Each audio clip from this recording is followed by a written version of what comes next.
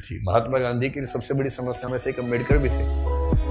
अंग्रेज तो थे ही थे, उनसे बड़ी समस्या ये है कि यार अंग्रेजों को भेजो ना, समाज क्यों बदल रहे हो। और ध्यान रखना 1936 से है, इस समय डॉक्टर अम्बेडकर ठीक ठाक पावरफुल हो चुके थे, अच्छी खासी प्रसिद्धि उनको मिल चुकी थी। महात्मा गांधी की सबसे बड़ी समस्याओं में से एक अम्बेडकर भी थे। अंग्रेज तो थे ही थे, उनसे बड़ी समस्या ये है कि यार अंग्रेजों को भेजो ना, समाज क्यों बदल रहे हो।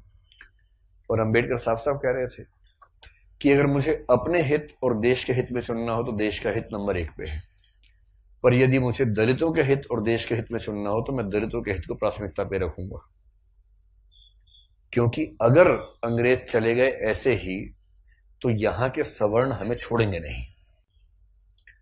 और दलितों की पराधीनता अंग्रेजों के आने से पहले ज्यादा थी, अंग्रेजों की उपस्थिति के समय कम पराधीनता थी।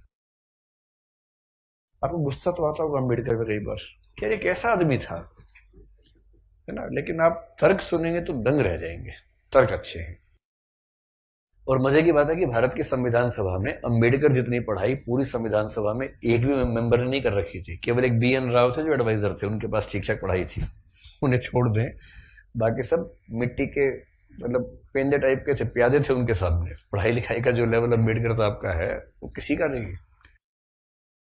तो कुछ लोग मैंने देखा कि सवर्ण मानसिकता के कुछ लोग अम्बेडकर को देशद्रोही घोषित करना चाहते हैं इन्हीं कथनों से कि दलित प्रश्न और देश के प्रश्न में दलितों को प्राथमिकता दूंगा तो बुरा मान जाते हैं। और उन्हीं से आप पूछो कि अगर हिंदू का प्रश्न हो और देश का प्रश्न हो, किसी प्राथमिकता दोगे तो हिंदू, हिंदुस्तान है, मगर समझते हो तो हिंदुस्तान है बोलते हैं, हिंदुस्तान है। मुसलमान तो आए हैं, जा भी सकते हैं, लेकिन हिंदुस्तान है।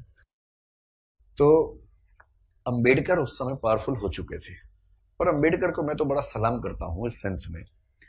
आमतौर पर वंचित वर्ग में जब कोई पढ़ लिख लेता है ना, अपने वर्ग से कन्नी काट लेता है।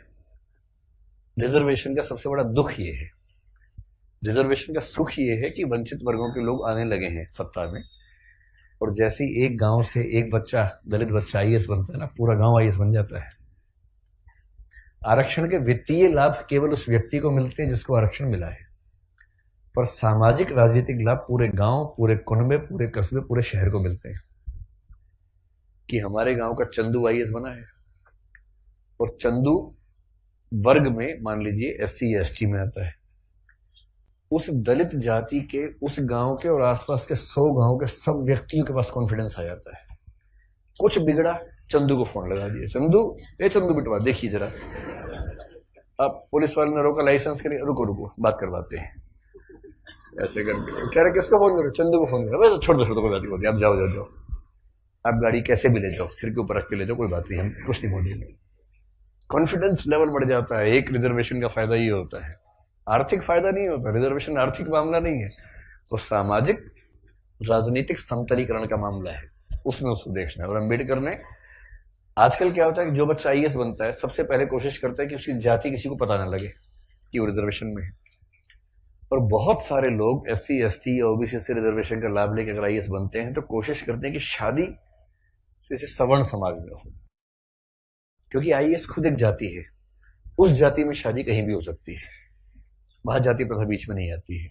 ऐसी IPS भी एक जाति है जो IAS से नीचे की जाती है लेकिन ठीक ठाक जाती है, वो भी अपने आप में ठीक ठाक जाती है। जैसे IAS पति IPS पत्नी, लोग कहेंगे हाँ ठीक है, IPS पति IAS पत्नी, तो लोग कहते हैं अच्छा चलो कोई बात नहीं ठीक है इस तरह से मैनेज करते हैं, क्योंकि IPS नीची जाती है, IAS थोड़ी ऊंची जाती है, और IRS और बाकी सब तो बहुत ही नीची जाती हैं, और उसमें जो ग्रुप भी हैं वो तो शूद्र टाइप के माने जाएंगे कि ये तो बहुत ही नीचे के लोग हैं। बेशक UPSC ने सफलता दी हो, पर ये नहीं चलेंगे, इनके 10 नंबर कम आए से इनको बाहर करो यहाँ से एक प्रकार की जाति व्यवस्था वहां भी है। तो दलित चेतना जो अम्बेडकर की वजह से, अम्बेडकर का सम्मान क्यों करना चाहिए कि वो इतना पढ़ने लिखने के बाद भी चाहते तो वो भी एक शानदार जिंदगी जी सकते थे, उनको मिल ही रही थी भाई। वो PCS ऑफिसर थे बड़ौदा में, मजाक छोड़ना है, नागपुर में शायद।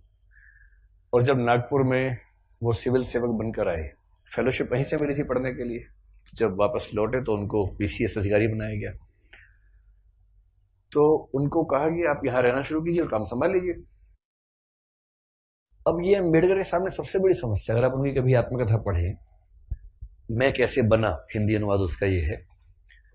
उसमें एक प्रसंग है कि नागपुर में रहना है उनको, क्योंकि वो ऑफिसर हैं, उनको अपने रहने के लिए कमरा चाहिए या घर चाहिए। ढूंढ रहे हैं पूरे शहर में, कमरा ही नहीं मिल रहा। लोग पहले पूछते हैं जाति कौन सी है, वो बताते हैं कि महार जाति का हूं। तो भाई कमरा नहीं है हमारे पास, हम किसी दलित को कमरा देंगे ही नहीं अपना। ये 1920-30 के दौरान नागपुर शहर की बात है। फिर वो कह रहे कि कई कमरे खारिज होते गए। एक और घर में गए, एक कोई दूसरा ऑफिसर था, वो दिखा रहा था, दोस्त के रूप में हेल्प कर रहा था। तो वहां मालिक ने पूछा ही नहीं कौन सी जाति के हो, इन्होंने बताया भी नहीं, ढिंडोरा क्यों पिटेंगे। उससे पूछा नहीं, उन्होंने बताया नहीं, कमरा मिल गया, रहने लग गए। और फिर वो देखते हैं कि एक दिन अचानक सुबह उठा तो बहुत शोर मचा हुआ था। मुझे लगा पता नहीं क्या हो गया, खिड़की से नीचे देखा तो हजारों की भीड़ हाथ में डंडे भाले हथियार लेके खड़ी हुई थी। उनको पता लग गया था कि एक दलित आदमी इस घर में रहता है और वो भीड़ मेरा कत्ल करने के लिए आई थी। और उसके बाद कुछ दोस्तों की मदद से पता नहीं पीछे के दरवाजे से कहां से किसी तरह से उनकी जान बचा के भगाया गया उनको। इस दौर से वो गुजरे थे। ये उसी देश की बात चल रही है, सारे जहां से अच्छा हिंदुस्तान हमारा, हम बुलबुलें हैं इसकी, ये गुलसिता हमारा, उसी की बात चल रही है। किसी और देश, पाकिस्तान की बात नहीं चल रही है, उसमें पाकिस्तान था ही नहीं, पाकिस्तान पेट में था उस समय। अभी हुआ नहीं था, मतलब होने वाला था, अभी नहीं हुआ था। तो उस देश की बात है। और जब वो स्कूल में पढ़ते थे तो स्कूल में पढ़ते इसलिए थे कि उनके पिता सरकारी नौकरी में थे, तो थोड़ा सा ठीक स्थितियां थी उनकी, इसलिए स्कूल में एडमिशन मिल गया। पूरे स्कूल में एक दलित बच्चा था बस, BR अम्बेडकर, बस, बाकी सब सवर्ण बच्चे थे।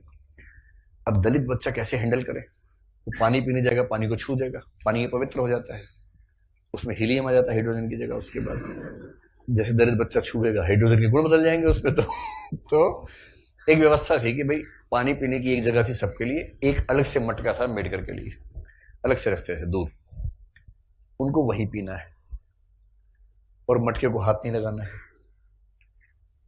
अब कभी कभी क्या हुआ, कई बार ऐसा हुआ कि जो आदमी पानी की व्यवस्था करने के लिए तैनात था वो छुट्टी पर चला गया, एक दिन 2 दिन आया नहीं।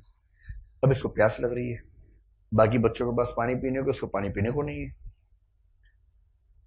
कई ऐसे दिन गुजारे स्कूल में जब उनको पीने को पानी मिलता ही नहीं था। चेतना ऐसे बनती है, ये सब झेलने के बाद बनती है।